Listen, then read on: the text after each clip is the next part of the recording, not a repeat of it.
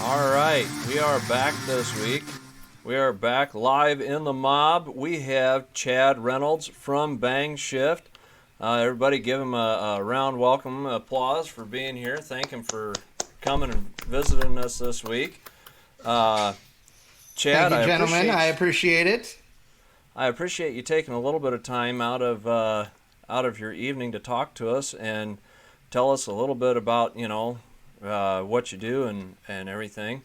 I think I'm going to let Craig start off the questions tonight because I always hog the initial questions. So, Craig, fire away.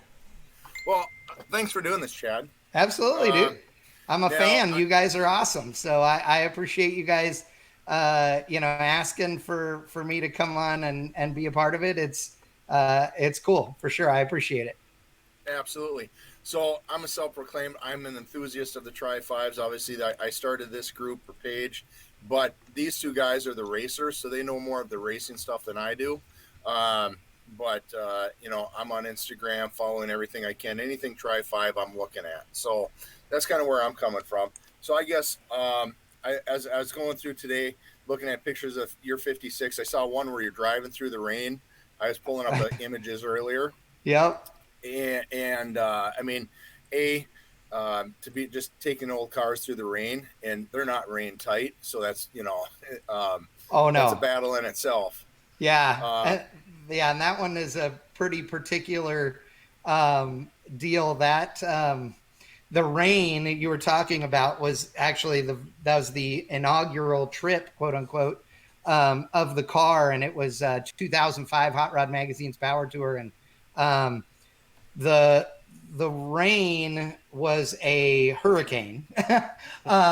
We were at the beginning of the hurricane, and it was raining so hard. I looked in the back of the car and I'm like, holy shit, the water is coming in the car. And it was, so the water was coming on in the back glass, back side glass. It was actually coming over the top of the rubber and down the inside of the glass, Oh, because it's all original glass in the car and all those things. So it was not nearly as waterproof as you would want in a hurricane.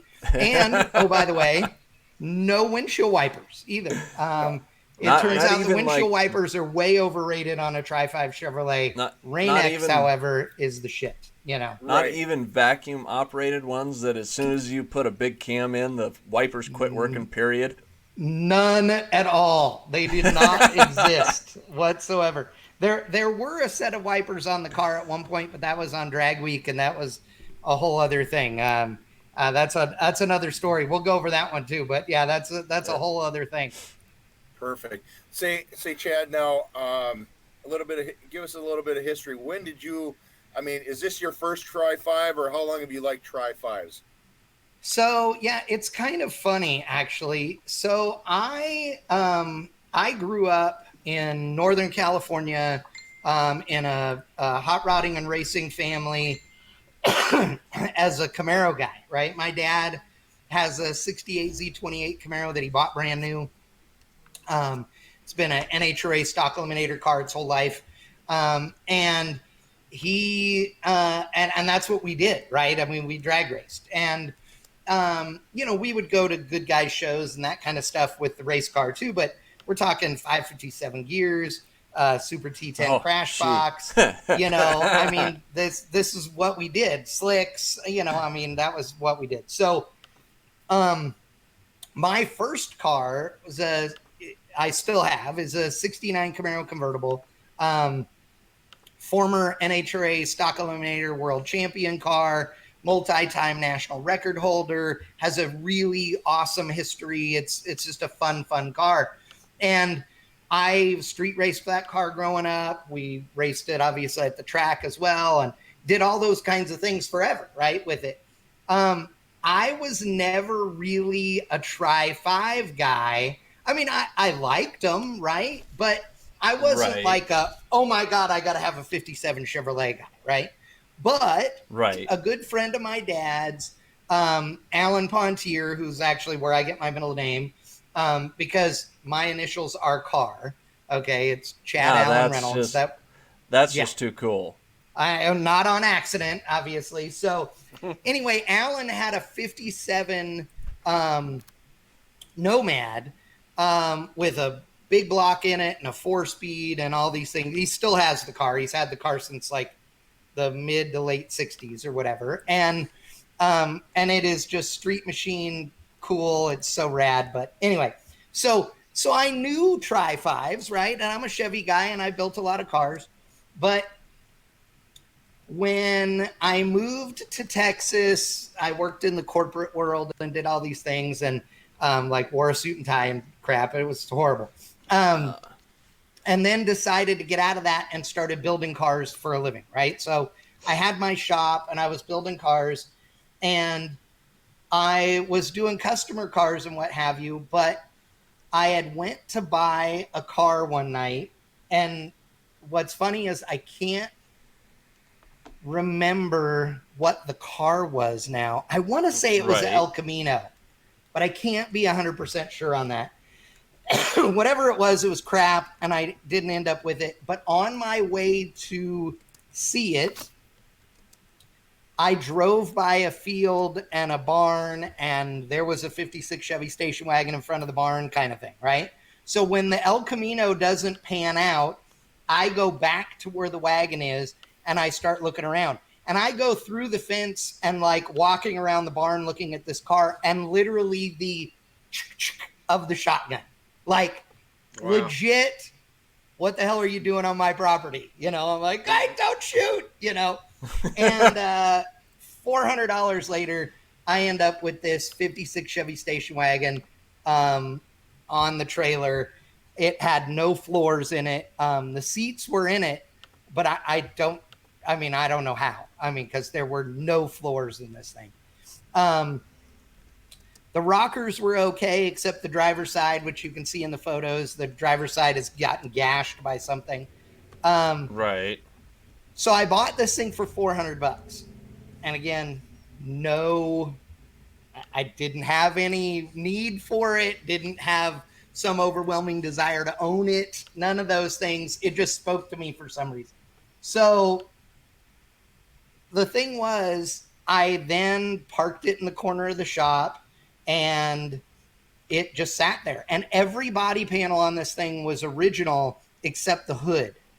The hood is the only panel that didn't come on this car.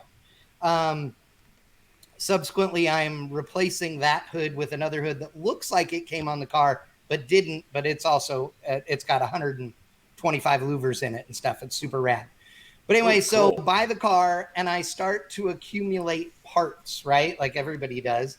And so I look at some stuff at auction. I was always buying cars at auction, was looking at some police auction stuff, and I was doing something and couldn't be at the auction and sent my dad there.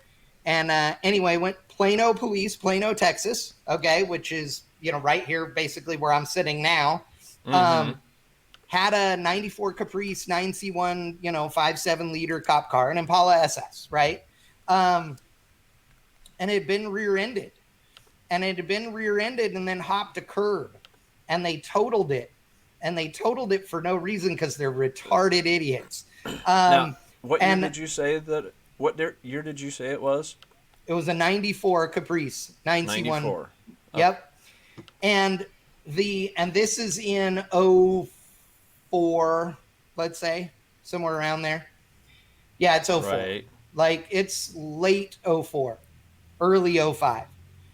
Get the car home. It's on the trailer. We start to laugh when we realize that all it needed was a quarter panel. It later turns out that an insurance buddy of mine actually knew the guy that had to inspect this car and just absolutely hammered him about being stupid.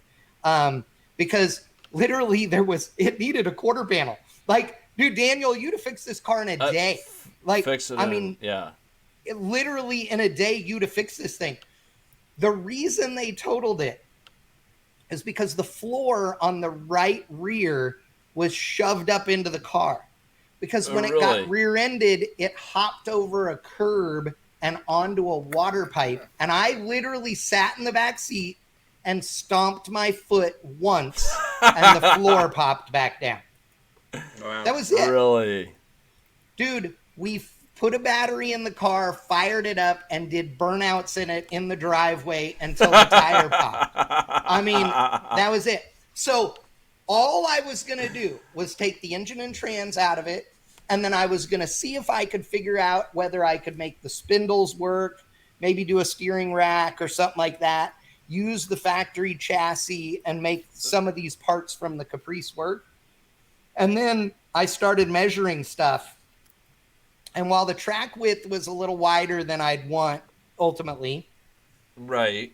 the wheelbase was 1 inch longer than a factory Tri-5. And every Tri-5 guy on Earth knows, or should know, that the like wheelbase on a 110? Tri-5 Chevrolet is 1 inch short. So if you put a big tire on a Tri-5 Chevrolet, especially a 56 or 7 because of the shape of the wheel well, then the tire runs into the front edge of the wheel opening in the back. So that's why every leaf spring reload kit, every trailing arm kit, all of them move the axle back an inch. Right. Well, that's automatic on the 94 Caprice because it's 1 inch longer It's wheelbase. already. So slam the front wheel where it needs to be and the rear wheel takes care of itself. And the other advantage, because Chevrolet by 1994 had not learned anything in the 40 years, because the 94 Caprices, all those Impala SSs, had 1 inch too little wheelbase and did the exact same thing. So every trailing arm kit for one of those is available standard or 1 inch longer to shove the wheel back further. So if you wanted it shoved back even further, it's a cakewalk. Like it was begging to be done. And since the floors of the 56 were junk,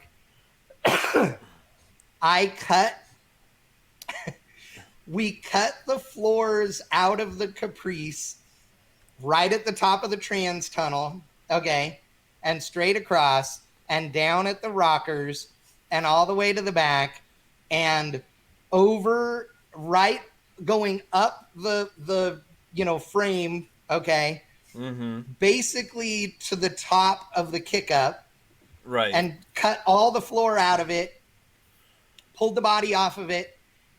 The car has never had the master cylinder off of it. Really? Okay. I literally unbolted the master cylinder from the firewall, bent the lines forward. We put the entire thing back together, re-drilled the holes, the master cylinder, and the pedal assembly on the firewall side is from the 94 Caprice, and on the dash side is for the 56 Chevrolet. And it all has the hanging. It works perfect. The brakes are bitching on the thing. It's rad. And keep in mind, not only did we do this, but then I subsequently drove this car every day for 5 years and put 70 some odd thousand miles on it. I mean, yeah. How many miles did it have on it before when you got it at the police auction? When I got it, it only had like 60,000 miles on it, dude. It was a low mileage car. That's why it was stupid that they didn't fix it. Like, this thing was a low mileage car. Now, I mean, so we cut it. I literally made angles of, 16 gauge sheet metal to go over the floor and then down in between the rockers on the 56. And I channeled the body. It's either 2 3/4 or 3 1/4 inches. And I'll tell you that the whole way to decide how much to channel the thing on it was, I never even took the Caprice seats out of the car before we put the 56 body over it. So sitting in the seat, in the driver's seat, I lowered the body down until the armrest on the door was in the right place for my elbow. Welded that bitch in. And when it's on air ride and all this stuff, and it lays the rockers about 3/4 of an inch off the ground. So it sits perfect. Yeah. And but you can raise it up and drive it over an 8-inch curb, no problem. And I mean, if you look at the car in the later photos, Like it's got a trying to see the photos I sent you. The one from the back has it, but you can't tell. The other one doesn't have it. But I mounted an the really rare factory installed overrider kit on it that are Okay. a cajillion dollars. The bumper on the front of the car is upside down, Right. so that the bullets drag the ground when you want to lay it out. Right. The bullets are solid. I ground through them so many times that I started making them out of solid bar stock instead, so that you could rail them. Because I rail them like for miles. I mean, it is. There's a jillion videos of this thing with the nose just buried on the ground going down the freeway for a mile or two or three or four. Right. It doesn't matter. So yeah, and now it's got a standalone EFI in it, an old Spectre Performance EFI system that I worked there, and we developed a system, so it's got it on it, but it's got the LT1 and 700 still in it. It won't by this time next year. But yeah, I mean, it's got all that stuff. The rear end in it's been blown up twice. It's currently blown up. The posi unit's junk. We've sprayed the piss out of it with nitrous. We've done, I mean, yeah. It'll still do a one-leg peg, right? Oh, dude, for miles. Yeah. So was that the stock, what they call the D2 and 260 horsepower motor? Yes. Yep. It was the 260 horse.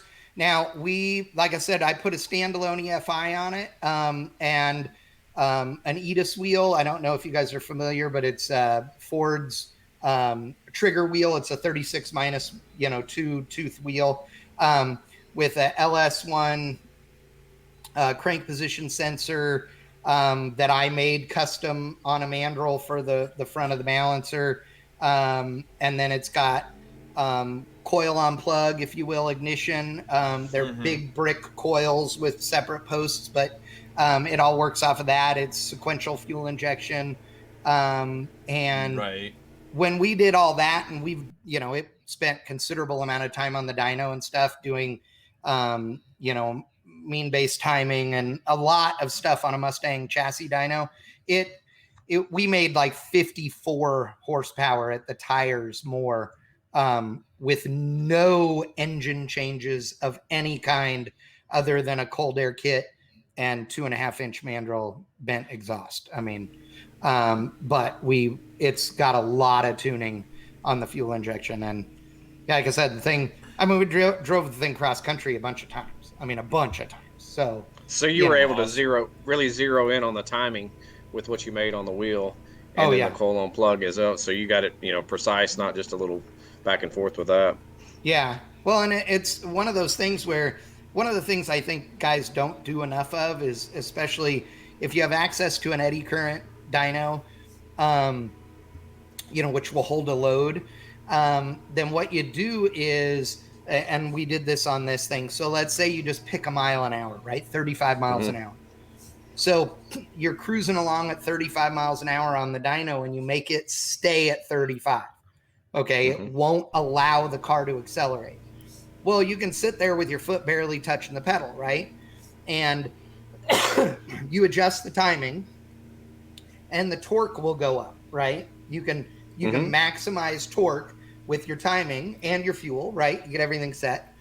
Then you start giving it a little throttle, right? So give it 10 or 15% more throttle. Well, now the thing's under more load, right? Well, It's making more power there, right? Because you got your foot in it more.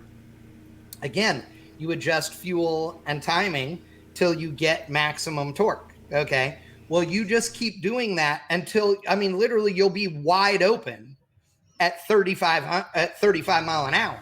So the thing will be as big a load as it can go at that speed, right?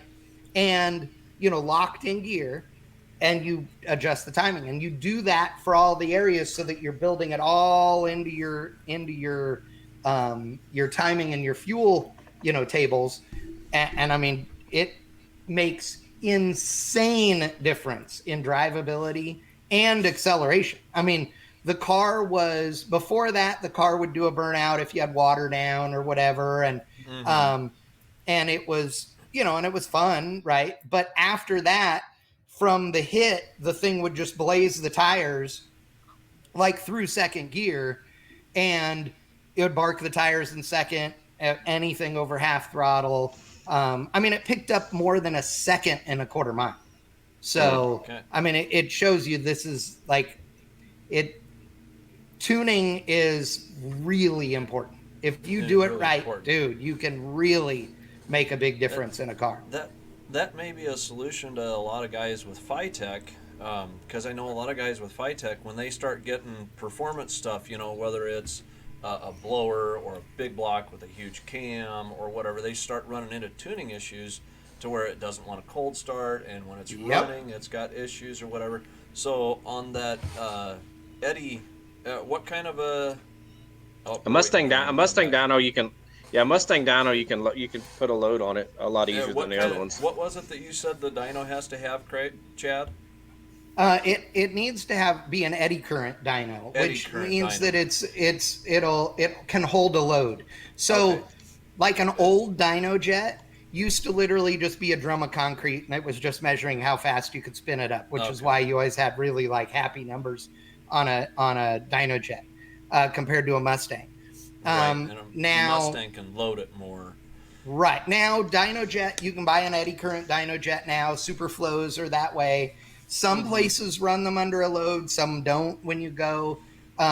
So it's important to know when you take your car in to get tuned what kind of setup they're using and what have you. And you can do some of this stuff on the street, there's no doubt.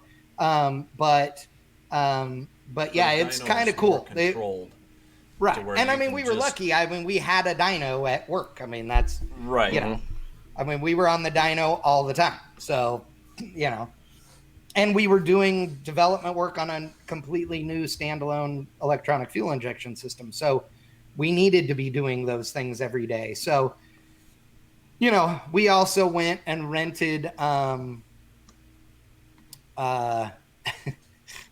we rented cars and installed standalone EFIs in them.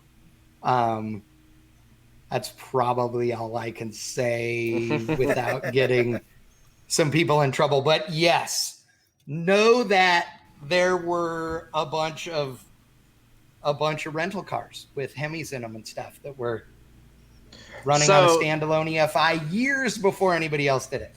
So that's why we have the RPM Act now, right? I put every one of them back to perfection. No question. Just a little bit of a bump in the wiring harness. It's fine. I'll say it, as I'm looking at the pictures, it's probably one of the lowest Tri-5s, if not the lowest Tri-5 I've seen driving down the road. That's for sure. Oh, yeah. It's we've fun. Got some guys close, but...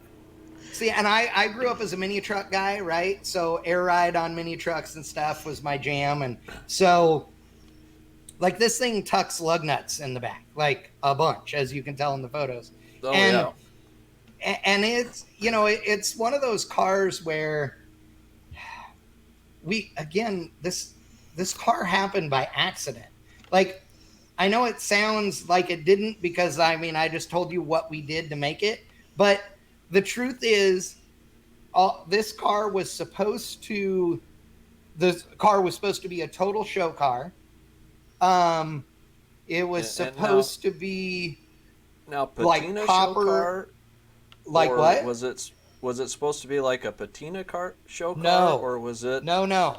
Like somewhere I have renderings of this thing in copper and pewter, with suicide back doors, so that when the doors opened, the entire side of the car was open. No post between the front and back doors, like that. Insanely badass, all show. But in 2005, we were all supposed to be going on power tour, me and a bunch of buddies, in cars that I had built for them. And everybody ended up with stuff that happened where they couldn't go on power tour in their cars. Like there wasn't enough time for them to drive them from California to go to Milwaukee, where we were starting Power Tour, Right. and do the whole trip and then get back home. So everybody's like, we're still coming, but you need to figure out something we can all ride in. Oh. Well, I went, okay, well, I have the wagon. So in 49 days, I built that car. My dad helped when he got home from work. My grandpa was there a couple days a week helping. The last 2 days, I was up 48 hours before we left. I drove the car 1 mile from my shop, turned around, drove it 1 mile back, vacuumed it out, packed it full, drove 5 miles to my house, took a shower, picked up one of my buddies at my house, and drove it from Dallas to Milwaukee. So then I have to ask this because I know you have some prior, experience with different stuff. There was no Mike Finnegan and David Freiberger roadkill help on this vehicle. No, none. This was this car is how I met Freiberger, actually. Okay. So when we did this thing and we got it together, and me and my buddy Mike were in the car, and we made it to like McKinney, let's say. Maybe Sherman. Probably Sherman, actually. Which is near the border of Texas and Oklahoma, for those watching who don't know. We made it that far, and the car was blowing 40 years of shit out of the vents, like covering us, right? Because until I got on 75 and was doing 75, the car hadn't been over 40 mile an hour. Like, I literally had driven it like 10 miles before we got on the freeway. So, as you guys know, in Tri-5s, the big vents in the kick panels, right? Well, right. They wouldn't seal up all the way. And it turns out they had approximately 150 pounds of leaves in each one, right? So Sorry. After wearing about 20 pounds of them, I had Dynamat with me, some Dynamat sheets, and we literally Dynamated over the openings. Okay, because remember too, this car has no interior in it, none. It has armrests and door handles and window cranks and seats, and that's it. And it has the Caprice front seats, and in the back it had blue plastic Jazz race bucket seats because I had them. I mean, that's what it had. It did have a piece of carpet in the very back. The spare tire, factory spare tire, I cut out of the car, sold it for like $150 because it was mint. Put a sheet over it, of 16 gauge or something, and then made a cover up over the, hump in the frame rails. Had all the air ride stuff mounted back there. Stereo, of course, because hello. And it had a plastic center console like you buy at O'Reilly's. It was just screwed to the, to the hump. And, had a column out of the 94, so it's column shift and all that. The most expensive thing on the car, other than the air ride, like ever that went in it, was all the odometer gauges. It's got like $2,000 worth of odometer gauges in the car. And the rest of it, the air ride was more than that, but otherwise there isn't anything in the car that costs more than $100. Like not a single thing, hell, it had the original police car rear tires on it forever. And then shorter ones up front. But anyway, so we make it to Milwaukee. It runs great. It handles like you wouldn't believe. The thing will stop yesterday. It's awesome because the pedal ratio is way better than stock because I extended the pedal down to where it's right with the throttle and everything. So you've got a lot of extra dude, it's the best stopping car. Keep in mind, over the years, this car's been drag raced, road raced. This car's been sub 2 minutes around the big track at Willow Springs on 70 series police car tires. It's beat C5 Corvettes on the road course. It's done all that with air ride and non-adjustable shocks. I mean, it's pretty legit. And David Bacon asked a question here a little bit ago. Is there a plan to put an LS in it eventually, or? No, I'll go over what we're going to do on it next here in a few minutes. Okay. Because you guys will like it. So we took it on Power Tour. We get there. On the way, we are collecting my buddies. My buddies are like flying into Chicago Airport and all this stuff. So there's 5 of us in the car, and we roll into Milwaukee for the first day of Power Tour. I didn't even register for Power Tour ahead of time because I was thrashing on this thing and I didn't have time. Right. So we roll up, we lay the thing on its balls in the parking lot. We walk up, we're waiting in line. My buddy Harley is standing there and he goes, dude, look. And we look over at the car and there is a massive crowd around the car. Well, I don't think about this until a couple days later because Freiberger loses his mind over the car. And next thing you know, we're on Hot Rod TV and we're in full feature in the magazine and all these things with the car. But the reason was because nobody had ever built a patinaed car that was a 50s or newer car at that point. Right. Every patinaed car on the planet was 1940s or earlier. Now, I had no intention. That was not the plan, right? I mean, I like patinaed cars, but that was not the plan. Well, the car got so famous. I mean, everybody lost their minds. And I mean, this car literally changed the hot rodding world. And the reason I say that is because, I mean, thousands of people over the years have come up to me and said, if it wasn't for you building that piece of shit, I would still have my Chevelle in the garage because I can't afford to paint it, right? Like, you know Daniel better than anybody. The number one thing that people wait on is paint because they can't afford it because it costs a fortune. And it takes real skill to paint a car, right? Oh, yeah. Well, you know, I mean, I own one car that's got nice-ish paint on it, and it's been painted for 30 years. I can't afford to paint things. Like, I don't own anything painted. Now, everything of mine's patinaed because rock on, dude. It's cheap, and I like it, right? Well... Like I said, the world lost its mind. This thing was hugely famous forever. It's what got me into this side of the business. It was game-changing. After being my normal self on Power Tour, Hot Rod had me come back the next year and be the voice of Power Tour. And I was the voice of Power Tour for several years and did all kinds of other events for Hot Rod. The next year in 2006, the guys from Hot Rod said, hey, we want you to come and be one of the announcers and do all this stuff. And I'm like, okay. And they said, we'll pay you. And I can't remember. I think they paid me $1,250 if I remember right.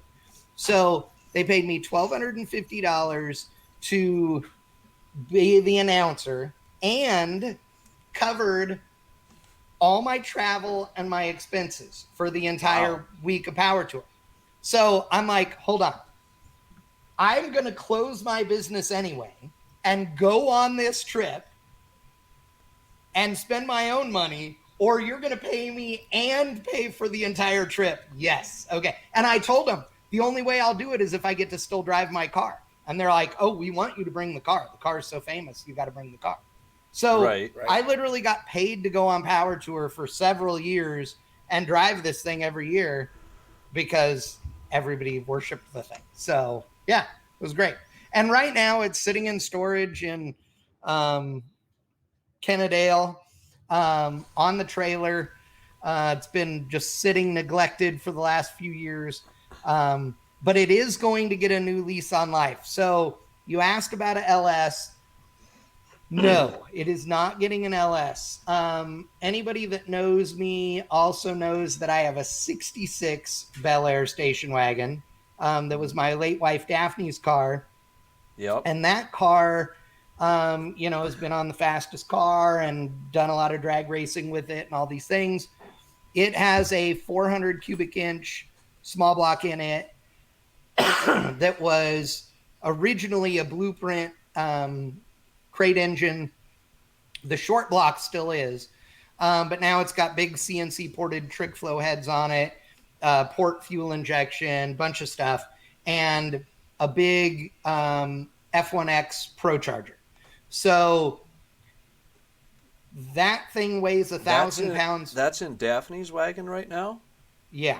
Well, the blower isn't. It's in the box in the garage. But yes, that's okay. What's all. Yeah, that's what is going on it now. That's the new blower for it. So and that'll end up in the 56. Yes. So that's what's going to happen, because the 56 weighs 850 pounds less than the 66. So we are ultimately, the plan is what I've been talking about with Biggin. Eric Yost and I have had this plan, is that I'm going to make a few changes to the wagon. I am going to install the 400. This will be the beginning of next year. We'll do this. I'm going to install the 400 in it with the 4L80E or a Turbo 400 and a Gear Vendors. I have both. And get it all set up and running with the Pro Charger and everything in the 56.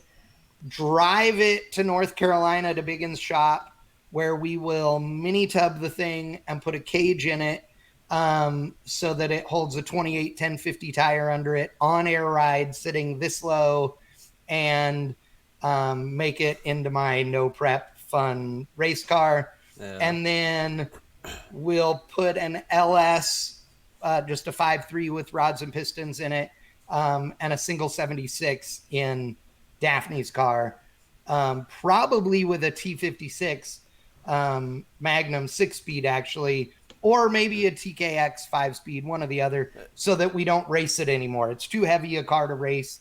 It's just, we have some more things we want to do with it that'll happen later this year, but it just is asking to break all the parts. It weighs way too much. So Daphne's car is going to stay true to the bang shift mantra of what bang shift really is. Why isn't the 56 going to stay, true to bang shift? Well, yeah, we are. I mean, bang shift's all about drag racing and hot rodding and everything. But I mean the stick shift. Oh, well, so the stick shift side of things is just, dude, racing a stick car is just not smart. And as a guy who grew up with, again, with a stock eliminator car that was a stick car. I mean, my dad's Z28. Dude, you're just asking to break all the parts when you're drag racing a stick car. Now, with that said, a good friend of ours has come up with a product called the Bang Shift Billy, which no affiliation with Bang Shift. He did ask for permission to use the name for a product that he is building. And if you look up the Bang Shift Billy, it's Bill Armstrong has developed this, and it is a hydraulic clutch actuation system. It is fully electronic and fully programmable, and it will allow you to take a regular diaphragm style clutch that you drive on the street and use that in a drag racing application, and have it, when you let go of the clutch pedal, it controls the application of the clutch like an adjustable weighted clutch would do, to allow you to race the thing without blowing the tires off and all this stuff. Like everything I do with the clutches that I get from Black Magic, it has the weights on the fingers and the pressure adjustment and all that stuff. Yeah, and now I will tell you that one thing that would be fun to do, and I might be convinced to do, is I have a turbo clutch transmission. Are you guys familiar? Yeah. So a turbo clutch, or a clutch flight, Okay. If it was a clutch flight, it would have been done with a 727, Chrysler automatic torque flight, or a turbo clutch would be done with a turbo 400. You cut the bell housing off of the thing and use a set of adapters to bolt a big scatter shield on the thing, right? So it like a Lakewood scatter shield, and run a clutch in front of your turbo 400 transmission. So you use the clutch to take off, and when you stop, and then you shift it like an automatic, just clicking gears. There is no cushion from a torque converter whatsoever, so it chirps the tires at every throttle level. It is a poor man's Lenko. That's what I was going to say. It's about a Lenko. Yeah, and it's originally what would have been in the 70s. They used them in Top Fuel dragsters, and that's where I got my setup from some guys that were friends of my dad's that ran one in a Top Fuel car in the 70s. And so I got all the parts from them and had it in my Nova. And so that's a really fun transmission. I mean, because you leave with your foot and just tap the shifter. It's like the best of both worlds. It's awesome. So who knows? Maybe that could end up in it, Yeah. Well, there's a lot of wagons here. Jason Dozier, I know he's done Drag Week. Oh yeah. You know who Jason is. Oh yeah. Andy Reynolds, the little red wagon that's out here. So he's got a little, F1X Pro Charger, traditional small block. So the guys here actually, they're the ones that build his stuff now. He used to do, Morgan and Sons, but now he does, Josh and Justin and Chris. And they're the ones that I use. Right. And so we've got some wagons, and of course Lee Oates. She's got a little Fairmont wagon too. Oh yeah. Yeah, Leah's cool. The thing is that there are a lot of killer wagons. I've been the I don't know. I grew up as a Camaro guy, but then I became this wagon guy. Like, I don't know why. I love wagons. Like, they are my jam. They are my favorite thing as far as, full size cars go. I love wagons. And I love Malibu wagons, like G-body wagons. I love A-body wagons. I love all of them, right? But I have, I have my 69 Camaro. I have the 56 Chevy, the 66 Chevy. I have a, 93 Blazer, S10 Blazer. That's a back half LS swapped thing. I have, I have a few, projects. So I like all kinds of stuff, which is dangerous. I wish I only liked one thing. If I liked just one thing, maybe I wouldn't have too many of everything, Chad, I want to get back to when you were talking about the transmissions. What do you think the deciding factor would be between the T56 and the new TKX? I do a lot of work with American Powertrain, so I am intimately familiar with both of those transmissions. And quite frankly, the Magnum versus the TKX, for me would be, it really just depends on whether you want that sixth gear or not. And honestly, in the 66, it's got a 373 ring and pinion in it, and a tall tire. So fifth gear would be plenty. It doesn't have to have, sixth gear, really. That would be the real reason to get a Magnum in that scenario. The Magnum's, rated to hold more power, which could be a benefit because the car is real heavy and, all of that. But the TKX should be plenty because, again, the idea behind putting the stick in it would be that we would stop drag racing it then, Right. And so that TKX is a great transmission with the White Lightning shifter. It shifts at, you can shift that thing at $8,000. It doesn't care. Yep. And the nice thing with the TKX is that it's smaller. So it fits in the tunnel I mean, like a 4-speed. I mean, it's just, Yeah. it basically installs itself. So that part of it is really nice. Well, I noticed that because we just had Back to the 50s here in Minnesota. So I was at the one of the vendors, and they had all of them lined up. And I have the TKO 600, which does fine for me. And a few Right. guys that I've talked to that went with the T56 is they're, some tunnel modifications sometimes, whatnot, but most of them never use 6 gear because you've got to be going so fast for such a long distance that nobody ever uses the 6 gear in it. But I did see the TKX, and I mean, I definitely would have went that route instead of using the TKO 600 because just getting it up and in place, and I mean, it's about the size of a Muncie, not much larger, I don't think at all. No, it isn't. It is so small in comparison to any of the, of the normal, um, uh, 5 and 6 speeds. I mean, it just is. It's tiny. Yep. And the reason is because it's the first one that was legitimately built by Tremec to be a swap transmission. I mean, that's the whole reason it was done. And so when you compare it, if you go to AmericanPowertrain.com, you can see the comparison with drawings and dimensions to see how much smaller it is. And it's night and day difference. I mean, the installation in any muscle car, street machine, or classic is, I mean, it's half the work to get it in there. Right.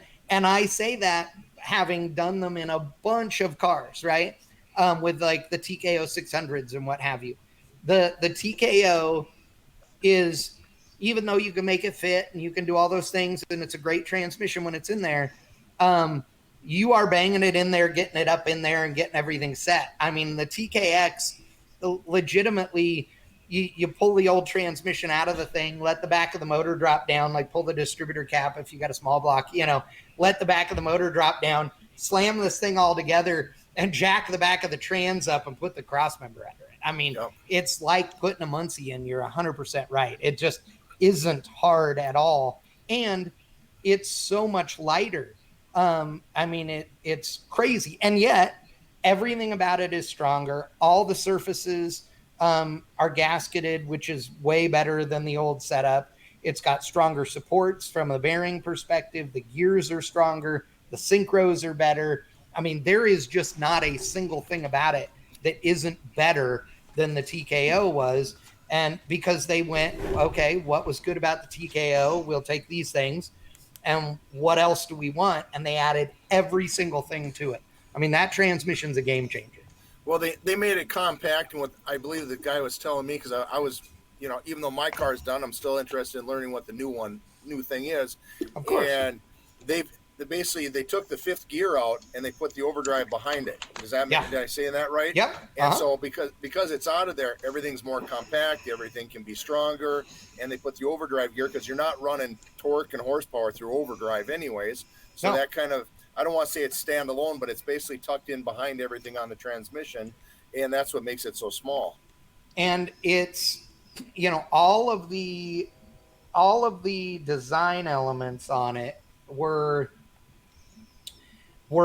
purposeful, right? They weren't taking any existing automotive transmission that was a OE part and then, massaging it to make it work. That wasn't it. This is all brand new from scratch, which just makes it that much better, So no, that'll be fun.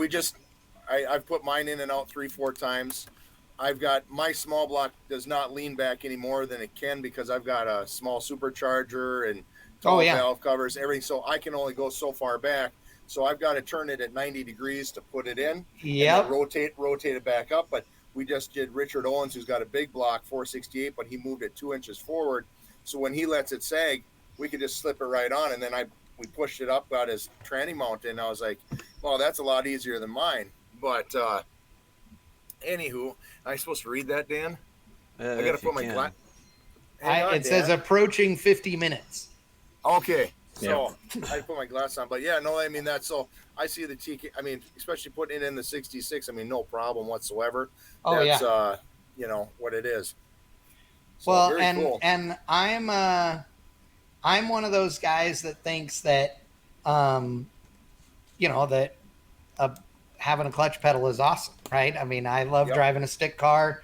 I've driven a stick car as my daily driver for years. Like I don't, you know, I don't have any issue with driving a stick car in traffic or any of those kinds of things. And especially today with, you know, with all the clutch technology and the hydraulic clutch stuff. I mean, dude, you can, what's crazy is that you can get a, you know, a center force clutch and put it in front of your TKX or your Magnum, you know, 6-speed, and it can be a twin disc or a triple disc, and it can hold, you know, 1,500 or 2,000 foot-pounds of torque and feel like a stock clutch. You know, I was going to say in a new car, but, you know, no new car companies are making stick cars anymore. So, but yeah, I mean, it's awesome. The technology is great, dude. Being a hot rodder, there has never been a better time.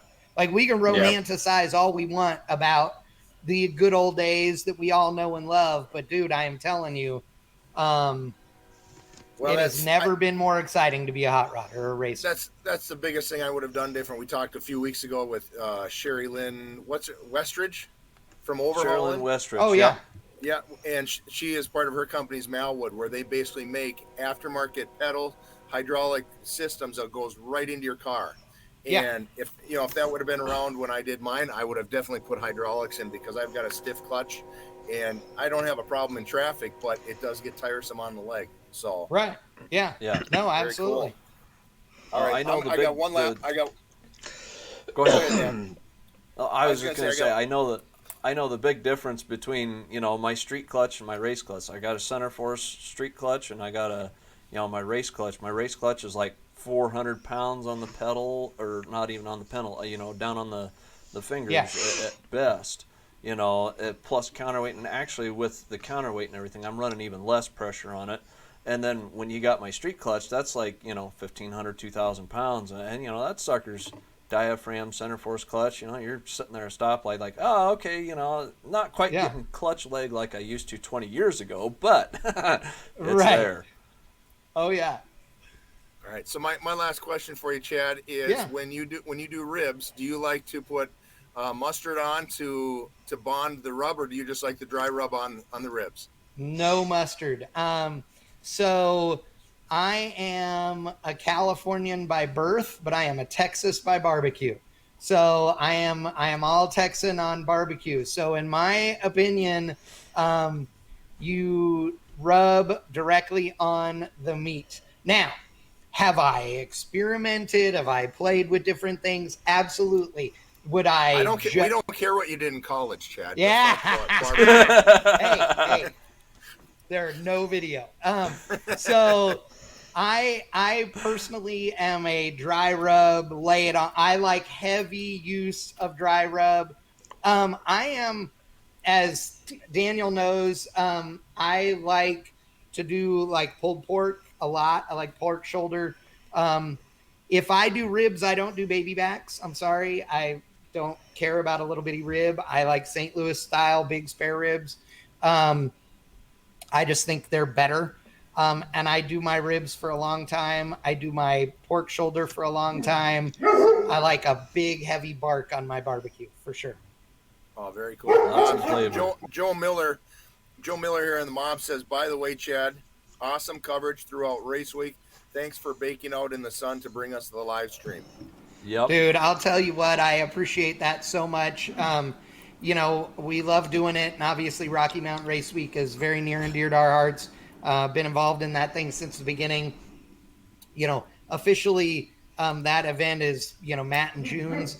But, you know, Adam Dory and I have been involved in that thing since the hit, and I consider it to, you know, be my baby as well. And it's important, and it's great, and it's a super fun event.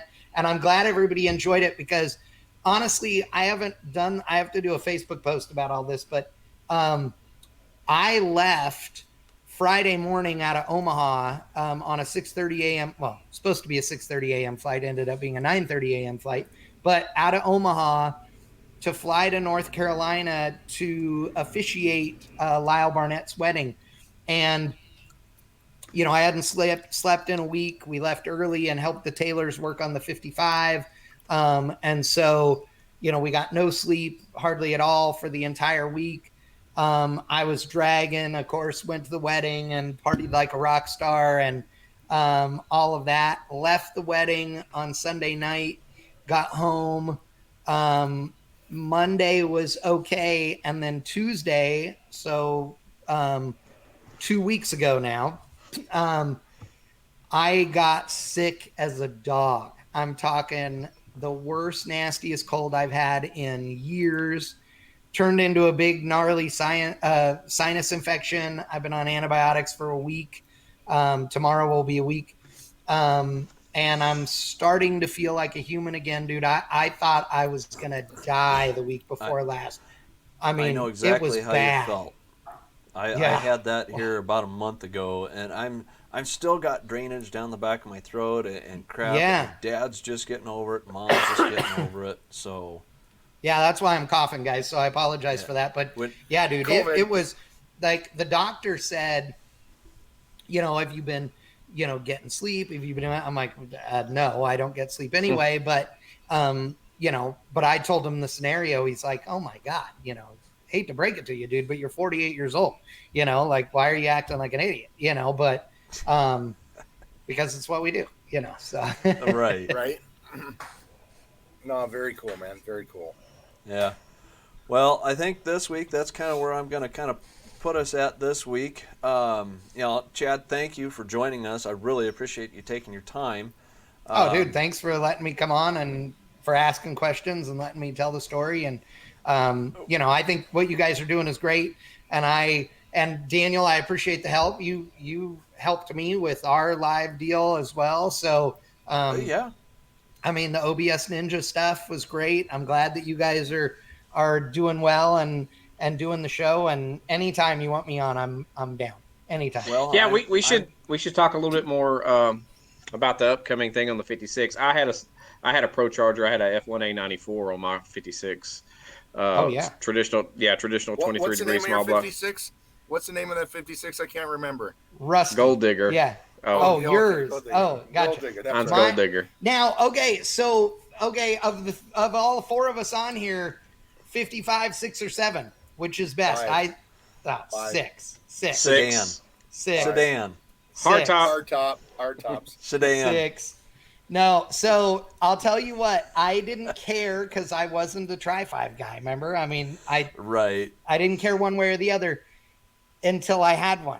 And then I realized that I like the boxiness of a 55, but I like the quarter panel wheel well shape of a 57, which is actually of the 56. So the 56, that's why I like it. It's the best of both worlds because I'm not a 57 fin guy. Like the big pointy fin doesn't do it for me. No.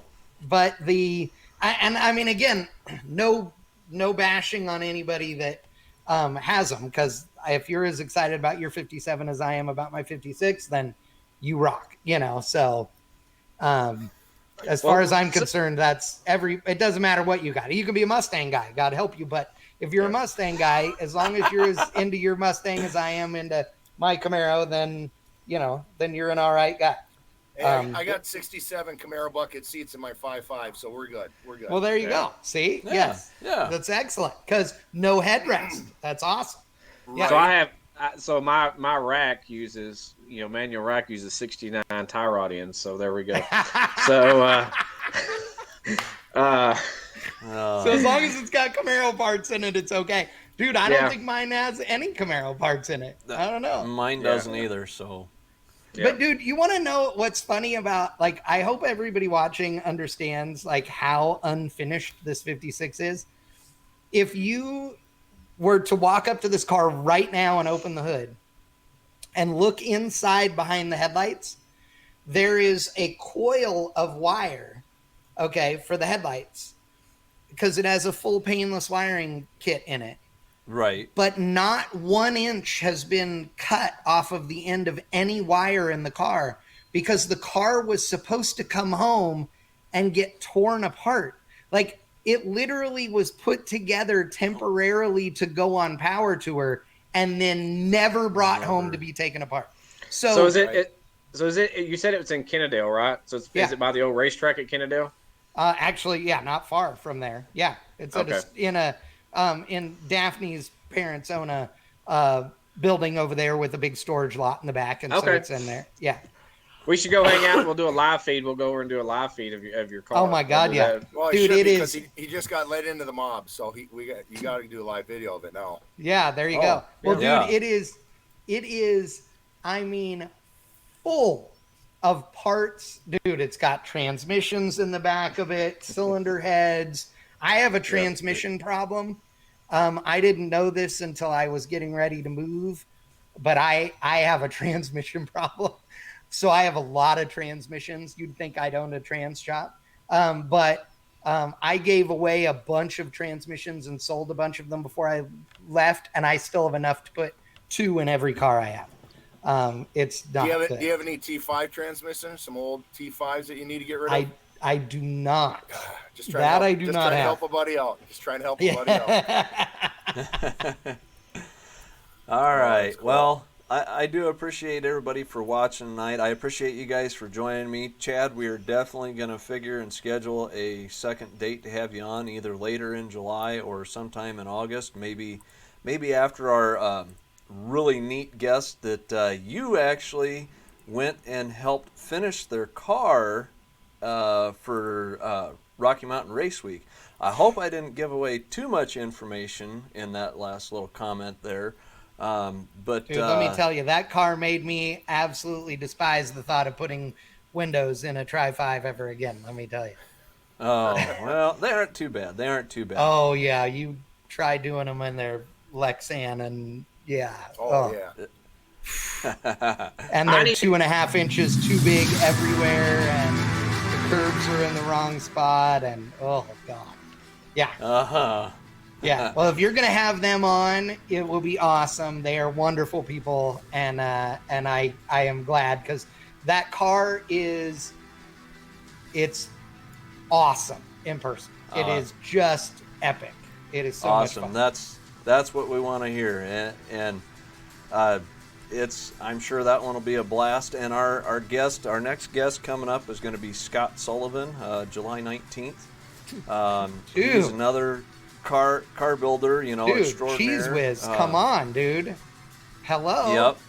Yeah. Yep. Dude, Sullivan, So- I am lucky enough to, like, I wouldn't, like Scott and I don't talk or whatever, right? Like, I would love to consider him a friend, but I wouldn't say we're that close. But we have so many friends in common that I have gotten the chance to hang out with him on several occasions. And dude, the Cheese Whiz 55 is one of the most badass 55 Chevys ever built, and he drives the shit out of that car still.